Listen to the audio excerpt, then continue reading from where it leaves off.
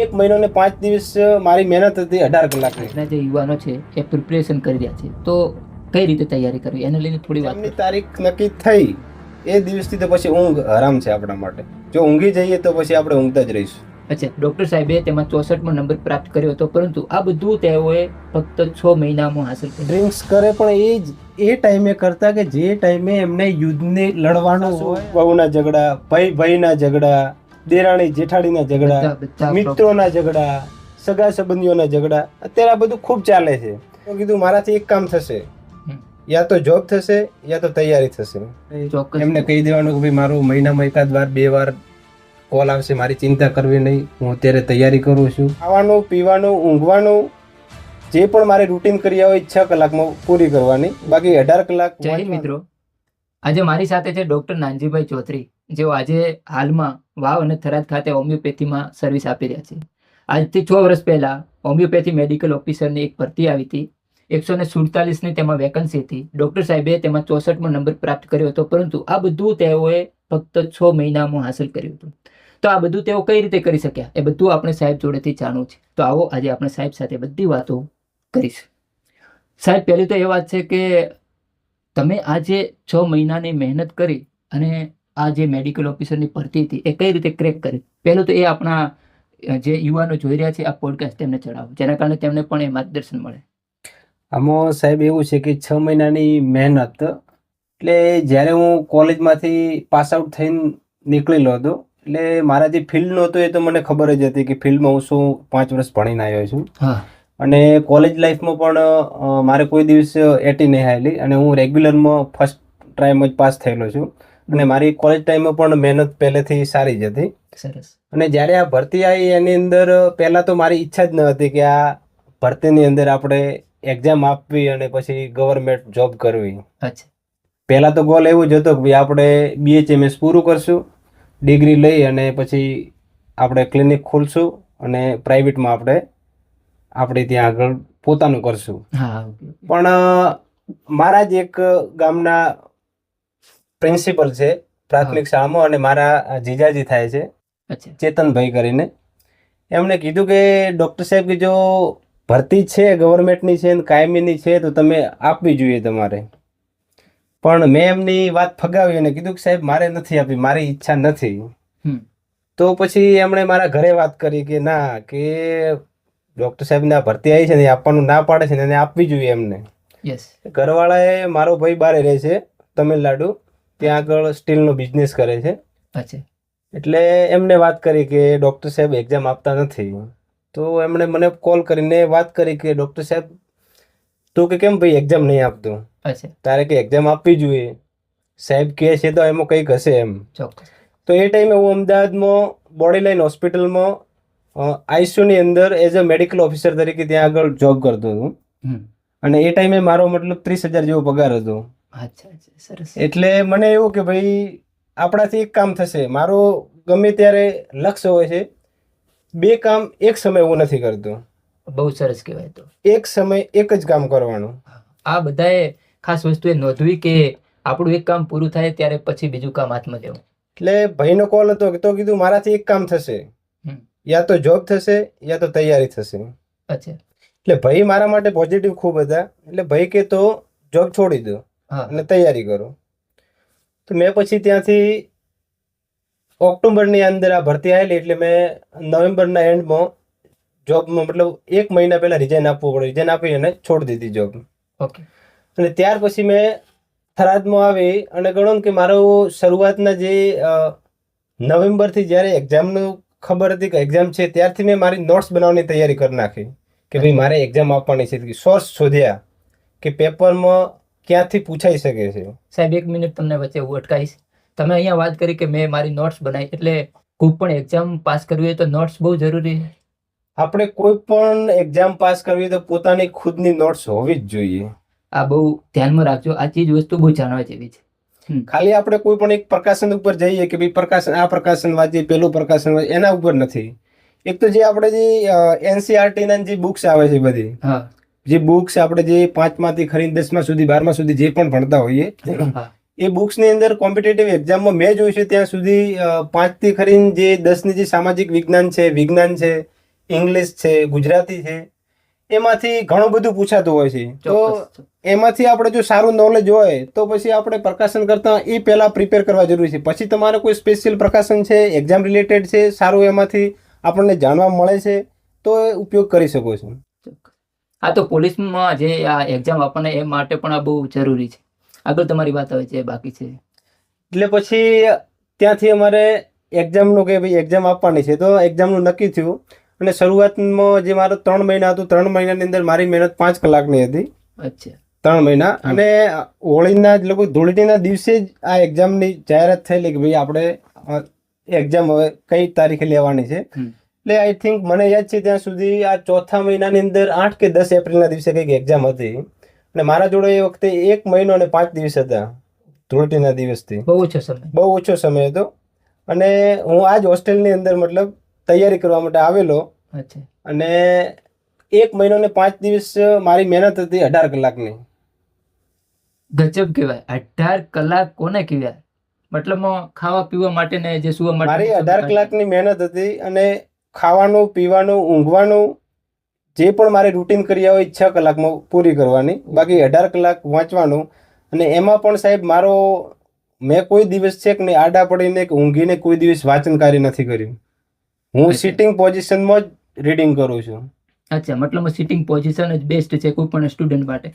આપણે જ્યારે મેં ક્યાંક સાંભળેલું છે કે જ્યારે આપણે આડા પડીએ કે ભાઈ આરામની જે ઊંઘવાની પોઝિશનમાં આપણે પડીએ એટલે આપણું મગજ જે છે એ અડધું કામ કરવાનું બંધ થઈ જાય. ચોક્કસ વાત છે, કારણ કે બધું જે રીડની હડી છે કામ કરતે બંધ થઈ જાય. એટલે બેસીને જ વાંચવાનું પરફેક્ટલી, જેટલું કરવું એટલું પરફેક્ટ કરવું. ઓકે. પછી 18 કલાકની તમારી મહેનત હતી ને એથી પછી આગળ તમે 18 કલાકની મહેનત હતી મારી. અને મારા જોડે એ ટાઈમે મારા એક મિત્ર હતા સુરેશભાઈ ચૌધરી કરીને. હા, જબરજસ્ત વ્યક્તિ છે. મેં પણ તેમને એ ટાઈમે એઝ અ તલાટી તરીકે દૂધવા સુઈગામ ખાતે ફરજ બજાવતા હતા. અચ્છા. તો જે અમારે કેવું હતું કે 90 માર્ક્સનું અમારા ફિલ્ડનું હતું. અને 60 માર્ક્સનું જે હતું એ અધર બધું જનરલ નોલેજ, મેથ્સ, રિઝનિંગ એની અંદર બધું હતું.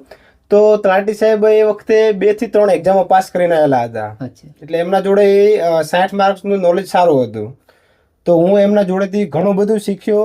અને એમને એક્ઝામનો અનુભવ હતો કે કોમ્પિટિટિવ એક્ઝામ કઈ રીતે પાસ કરવી, એની અંદર શું જરૂરી છે.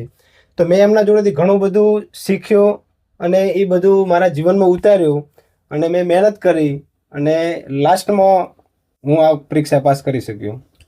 સાહેબે બહુ મસ્ત વાત કરી. અને મને સૌથી વધુ તો એ ગમ્યું કે 18 કલાક મહેનત કોને કીધી. આજે તો આપણે થોડી 4-5 કલાક મહેનત કરવાની હોય તો એ મતલબમાં કે હું તો 5-5 કલાક રીડિંગ કરું છું. તો ખરેખર બહુ મહેનત કરશો તો જ સફળતા મળશે. ત્યારે આ 6 વર્ષ પહેલાની વાત છે. અત્યારે તો એના કરતાં પણ જે આ સ્પર્ધા છે થોડી વધારે બની ગઈ છે. તો હવે તો તમારે મહેનત પણ થોડી વધારે કરવી પડશે. આપણે જે અત્યારે જે કોમ્પિટિટિવ એક્ઝામની તૈયારી કરતા હોય, મારું તો એટલું જ કહેવું છે કે નિરંતર આપણે જ્યારે એક્ઝામની ડેટ નક્કી ના થાય ત્યાં સુધી ઓછામાં ઓછું કઈ કામ ના હોય તો ઓછામાં ઓછી 10 કલાક મહેનત હોવી જોઈએ. સાચી વાત. અને જ્યારે એક્ઝામની તારીખ નક્કી થઈ એ દિવસથી તો પછી ઊંઘ હરામ છે આપણા માટે. જો ઊંઘી જઈએ તો પછી આપણે ઊંઘતા જ રહીશું. અચ્છા. અને અમુક મોટિવેટર સ્પીકર હોય અને બીજા લોકો એ પણ એવું કહેતા હોય કે ભાઈ છેલ્લા સમયે જે મૂવી જો ને આવું કરો, આ બધી વાત સાચી છે કે એ બધી વાત તદ્દનતર ખોટી છે. કોઈ નથી માનતા. તમારે જ્યારે એક્ઝામનો સમય હોય અને છેલ્લા સુધી તમે જેટલું પણ તમારી અંદર ઉતારી શકો છો એટલું ઉતારી શકો છો, પણ તમારું માઇન્ડ, મન માનવું જોઈએ કે ભાઈ હું આ વાંચું છું તો મારી અંદર ઉતરે છે. ચોક્કસ. અને એક્ઝામ પહેલા કોઈ દિવસ લોડ લેવો નહીં. મન ઉપર એવું અંદર રાખવું પરીક્ષામાં શું થશે. જ્યારે બુક બંધ કરી મૂકી દીધી, એક્ઝામ સેન્ટર ગયા, કોઈ માણસ તમને મળે તો તમારો ચહેરો હસતો જોવો જોઈએ. કેમ કે જે આપણાની અંદર જે છે એનાથી વધારે કંઈ આવવાનું નથી. જે છે એ ક્યાં જવાનું નથી. અને એક્ઝામ સમયમાં આપણું મન 100% એ પેપરમાં હોવું જોઈએ, બિલકુલ ગભરાયા વગર. બહુ મસ્ત વાત કરી તમે. જ્યારે પણ એક્ઝામ આપવા જાઓ ત્યારે તમે ત્યાં ખાલી બોડીથી નહીં મનથી પણ ત્યાં હાજર હોવા જોઈએ. તો 100% તમારી જે એક્ઝામ છે એ બહુ સારી જશે. સાહેબ, હું તમને હાલની વાત કરું કે અત્યારે તમે વાવ અને થરાદમાં સર્વિસ આપી રહ્યા છો. તો અત્યારે તમે કઈ રીતે આ જે આપણી પબ્લિક છે તેમને હેન્ડલ કરી રહ્યા છો? અત્યારે મારું કામ છે, હું as a homeopathic medical officer તરીકે વાવ મારું હેડક્વાર્ટર છે. અને 2 દિવસ થરાદ સરકારી હોસ્પિટલ ખાતે ત્યાં આગળ ચાર્જમાં આવું છું. અને હું પ્યોર હોમિયોપેથી ગવર્મેન્ટથી છું અને પ્યોર હોમિયોપેથીની સારવાર કરું છું. અચ્છા.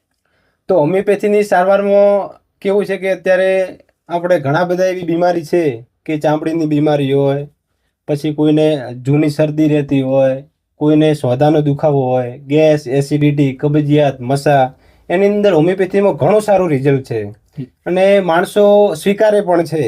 અને ઘણા બધા માણસો હોમિયોપેથી તરફ વળ્યા છે અને દવા લે છે અને એ હોમિયોપેથીથી ખુશ છે, ખૂબ છે. ભાઈ સાહેબ, આ દવા અમને ખબર પણ ન હતી ને અત્યારે તમારા જોડે આવ્યા ને અમને દવાની ખબર પડી અને અમને આટલો આ જે તમારી ગોળીઓ ખૂબ તમે ઓછી ગોળીઓ આપો છો ને એમાં પણ પરિણામ અમને મળે છે. ખૂબ સારી વાત છે.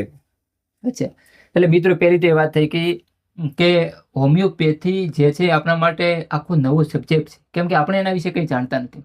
સાહેબ, હું તમને વાત કરીશ કે એક તો એલોપેથી થઈ ગયું, હોમિયોપેથી થઈ ગયું અને આયુર્વેદ થઈ ગયું.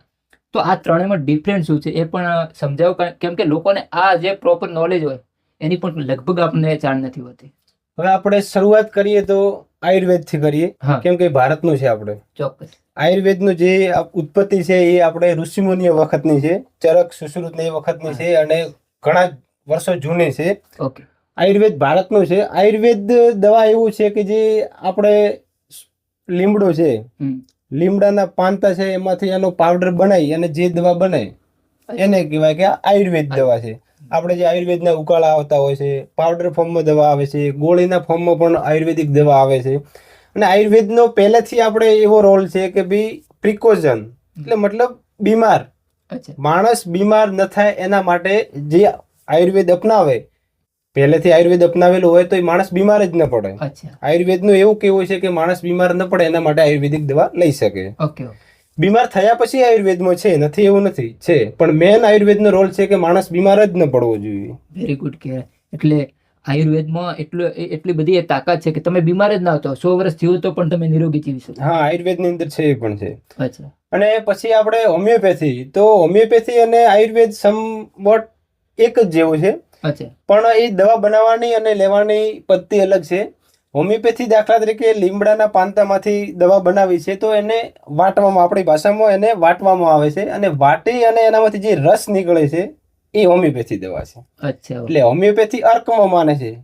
આપણે જે અત્યારના જમાનામાં કહીએ તો આપણે જે માઇક્રો જે અત્યારે આવે છે કે નહીં, જે અત્યારે ટેકનોલોજી છે, માઇક્રો ટેકનોલોજી બધી, સૂક્ષ્મ જે કોઈ પણ કણ લઈએ, આપણે કોઈ પણ વસ્તુ લઈએ, એની અંદર જે તાકાત ક્યાં છે, એનો જે કણ અર્ક જે આપણે વાટીને લાસ્ટમાં જે નીકળવામાં આવે છે એ જ છે મૂળમાં જાય છે અને એમાંથી જે દવા બને છે એ હોમિયોપેથી દવા. અચ્છા. એટલે હું દર્શકોને થોડું સમજાવજો. કદાચ સાહેબ એવું કહેવા માંગે છે કે ભાઈ જે લીમડાનો રસ છે તેને 100 વખત ગાળી દો પછી જે વસ્તુ નીકળે એ હોમિયોપેથી. ઓકે, સરસ.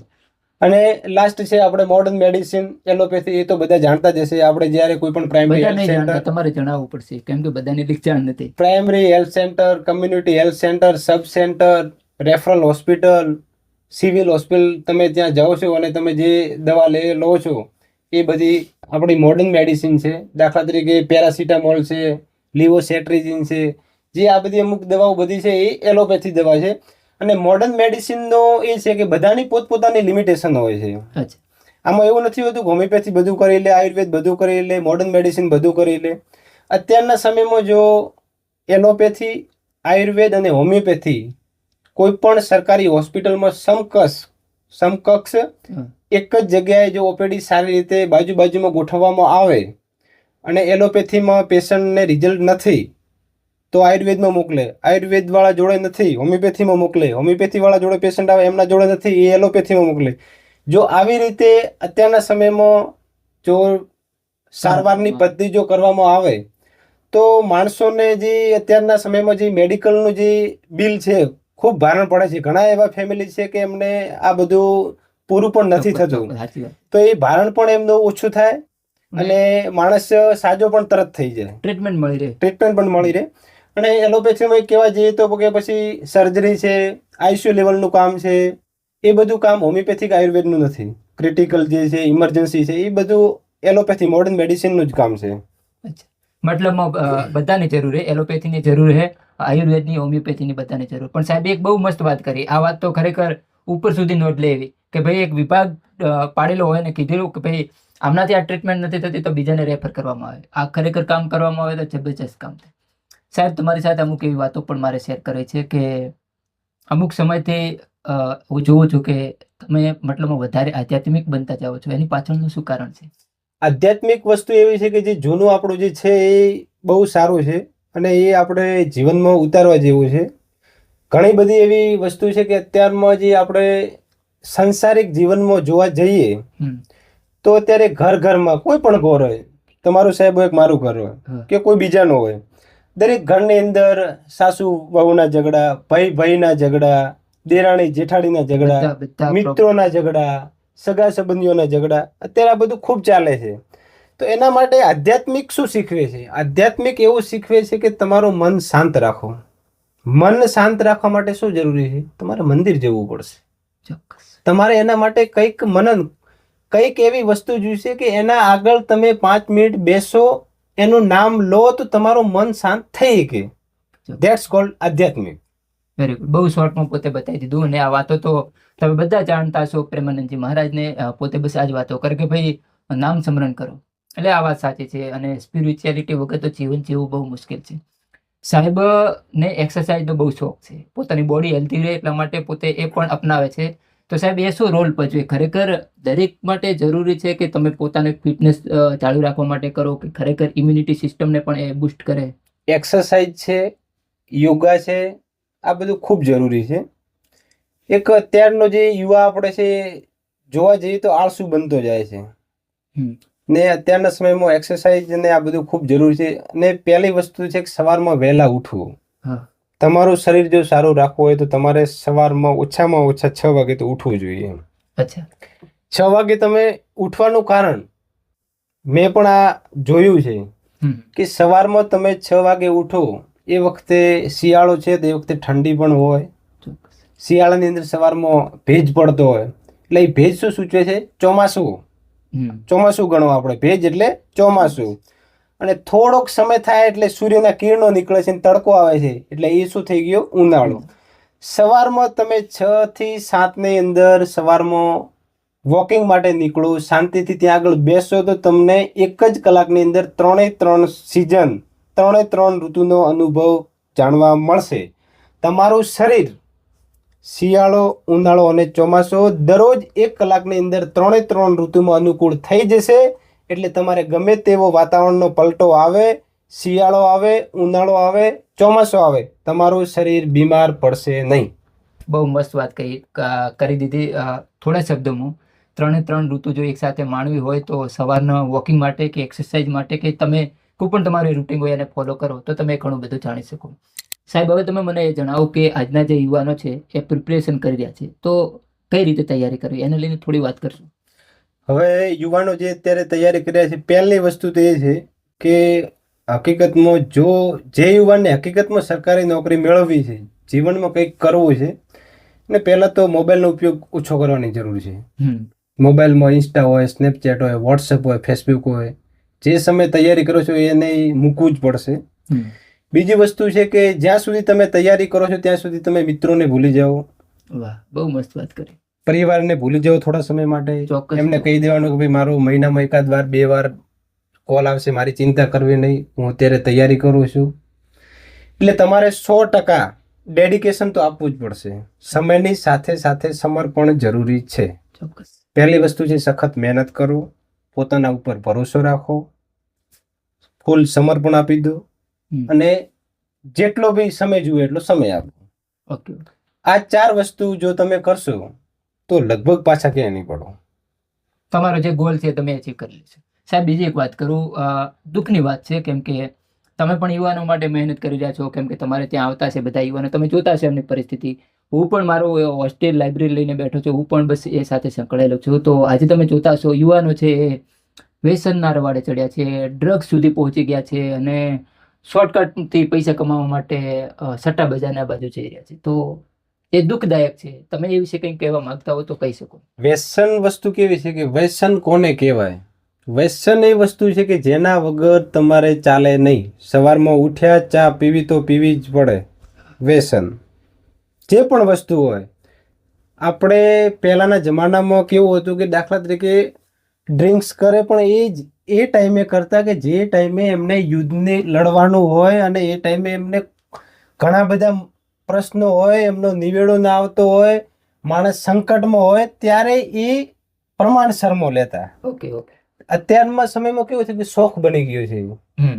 કે ભાઈ સવાર ઉઠે, સવાર પડે કે સાંજ પડે, જે અમુક તો ઘણા એવા બધા પણ જોયા છે કે રાત પડે એટલે જોઈએ. ચોક્કસ. આ વસ્તુ ખૂબ ખરાબ છે, શરીર માટે નુકસાનકારક છે. શરીરની સાથે સાથે પોતાનો પરિવાર પણ દુઃખી થાય છે, પોતાના બાળક પણ એ જોઈને એ બધી વસ્તુ શીખતા હોય છે. એટલે આપણે જો વ્યસનવાળી વાતમાં કહીએ તો એના માટે મેન જવાબદાર પરિવાર જ કહેવાય. 100% પરિવારનું એવું વાતાવરણ બનાવો કે આપણું બાળક જે છે એ વ્યસન તરફ દોરાય જ નહીં. આપણા બાળકનું ધ્યાન રાખો. બાળક અત્યારે 17 વર્ષ 18 વર્ષનો થયો છે, બાળક મોટો થાય છે તો બાળક કઈ પ્રવૃત્તિમાં જોડાઈ શકે છે એની પાછળ તમે નજર રાખો. ક્યાં જાય છે, શું કરે છે, શું નથી કરતો. મેન પગથિયું છે મા બાપ, પરિવારના સભ્યોને પહેલા ધ્યાન આપવું જ પડશે. ચોક્કસ. છેલ્લે લાસ્ટમાં સાહેબ, યુવાનો માટે કોઈ એવો સંદેશ બહુ એક સૂત્રમાં કહી શકો કે ભાઈ આટલું કરે તો આટલું એ પ્રાપ્ત કરી શકે?